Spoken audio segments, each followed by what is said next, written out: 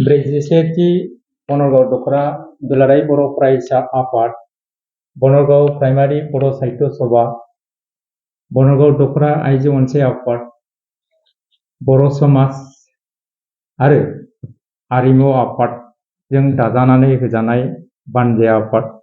बे बानजाय आफादनि मावख'निफ्राय बे खौरां बिजोंनि गेजेरजों मोनसे फोसावनो थाखाय आङो नैबे मेलखौ लिंथुमनाय जादों जे जोंनि बनरगाव दख'रा दुलाराय बर' फरायसाजों लोगोसे मोनब्रै आफाद, बे आफादनि जथुम्मा आरो जथुमखौ नभेम्बर दाननि 9 आरो 10 अक्ट'खालि खुंफुंनो थाखाय साननैनि हाबाफारि लादोंमोन।